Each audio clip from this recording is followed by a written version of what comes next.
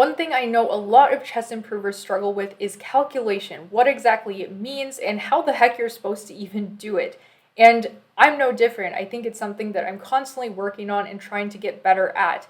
In this video, I'm going to be showing you my thought process as I solve some complicated problems from chess.com. They're rated problems, so they're like probably the hardest kind that I would be able to solve. I'm going to be patient. I'm going to talk you through my thought process, and hopefully you can learn a little bit of what exactly that looks like at this level. So of course, when you're solving puzzles and when you think that you might have a tactic in a game, the first thing that you should look for is forcing moves. And in fact, you should be doing this on every move when you're playing a game. But okay, we have this position here and we should look for our checks, captures, and threats. So of course, the check that I'm seeing right away is this queen move, taking on e3. This also happens to be a capture. Even at this level, a lot of times your first move is going to be a check because it's simply the most forcing move, and this is really good training for learning to look for those forcing moves. So okay, let's do some visualization here. If check, what can white do? What are white's responses? White can block with this rook. White can move the king away, can move this way. And what is our follow-up there? So I think either one of these, if the king moves away, we're just going to win the rook. I think that looks pretty good. Oh, one thing I forgot that has helped me a lot with solving puzzles is immediately looking at the material count, because often that will tell you what exactly you are going for. Because when you're just solving puzzles and you're not looking at a mate in two book, sometimes it's hard to know exactly what you're looking for, if you're looking for checkmate or if you're just trying to win material. So here, okay, we have rook versus rook, we have bishop versus knight, we have rook versus rook, we have queen versus queen. Pawns in these cases don't matter quite as much, but just for the sake of completeness, white is up a pawn here, but not for long. So okay, we're going back to this move. So when we take and check, if white doesn't want to move the rook, what if he simply blocks like this? We can possibly just check here. And if the rook moves back up, of course, we take it, we win it. And if the king moves anywhere else, we're also going to win the rook because the king is an important defender of this piece. So that doesn't work. We've refuted all of these ideas, right? We give this check. This is an impossible move because it does lose the rook. Or not an impossible move, but one that white does not want to make. And one more time, we go back to this check. I don't think there's anything else that white can do. They can't block with the queen because then we win the queen. I'm pretty happy to do that. So I'm pretty sure this has to be the first move. The other move that I'm potentially looking at is this one, because then we're threatening checkmate here. But in that case, white can just take our rook, and then we don't really have anything. So I think capturing on e3 is our best move. It's a check, and it forces white to make some unpleasant decisions. Okay, and we have this move that we calculated. We can give this check up here, and now I guess we need to choose which piece to capture with. So neither of these moves are checks. White does have this option of capturing this pawn, so possibly also winning our rook or a knight.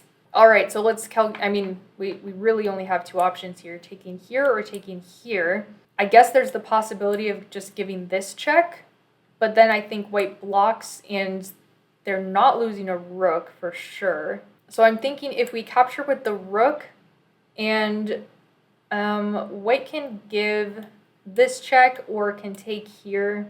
I think in the case of check moves over, they will capture g7 anyway, so we can just calculate right from there.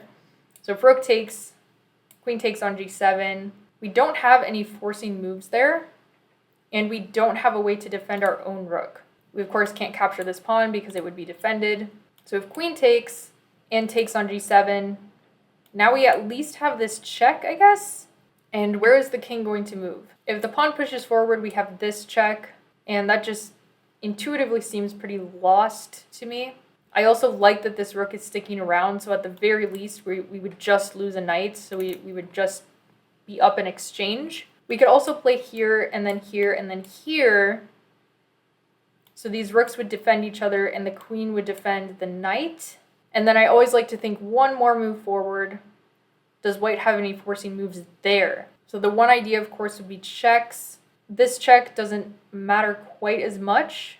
And then if the queen comes up and gives this check, it doesn't work because our knight is there. Trying to visualize this ending position, I think queen takes is the best move here. Okay, we got it.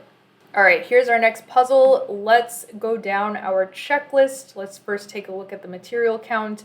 We each have 3 pawns. We each have a queen. We each have a king, I hope. Otherwise, you're not playing a legal chess game. Okay, these endgame ones are often kind of tricky because, especially with queens on the board, there are a lot of checks that you have to consider. I mean, frankly, the first one I'm calculating is just this, because that just has to be winning. I don't think there's any chance that the white king is going to get over there in time. So if we can trade off the queens, that would be ideal.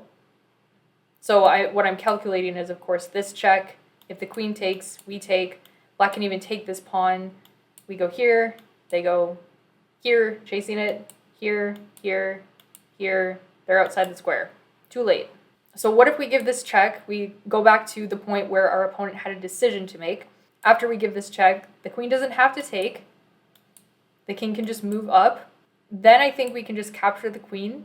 And, I mean, if white doesn't capture back, then we're already up a queen. So I assume this is pretty much forced.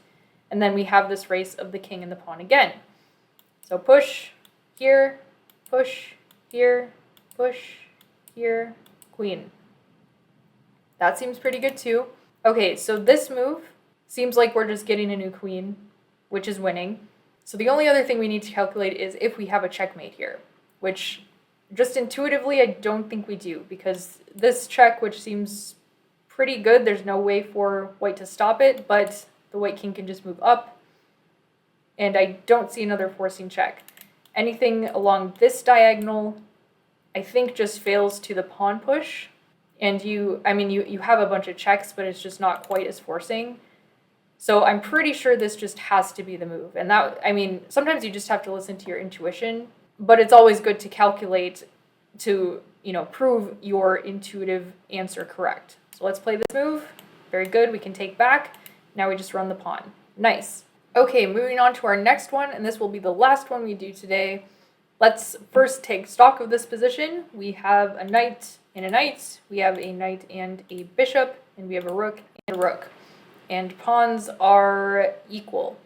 So another equal position. Interesting. A lot of times they'll give you kind of a weird material balance, and you have to find your checkmate with just a couple pieces left on the board. But today, we're getting lucky. That's not the case. We're trying to probably win material here, I would imagine. It doesn't look like we're anywhere close to giving a checkmate because our pieces are just all over here. We, in fact, don't have any checks we can give. So the first thing I'm noticing is that if we kick the knight away and the knight moves, this bishop becomes undefended. And we are not ever worried about this check, first of all, because it's defended by the knight, and second of all, because if we've just moved our pawn up there, we can just go up there. So that looks pretty good. I'm not really seeing anything wrong with that. I suppose the question is, if we push and kick the knight out, what is the better move for black than to just move the knight? Maybe moving the bishop up, but then we just take, and after takes, we're still just winning this knight. So if we push, what is any other decision black could make? I'm not seeing any checks for black. I'm not really seeing much of anything for black. There's really just no way. I don't think there's any way out of this. Oh, they do play this. Okay, so I guess the test here is that you don't take the knight, because then you're just losing a knight and it's just an equal trade and you've ruined your pawns. You take the bishop first, and then you take the knight. I hope you can use this checklist when you're solving puzzles of your own and in your actual games. I hope it helps you with your calculation skills. Thanks so much for watching. Don't forget to subscribe, and I'll see you soon.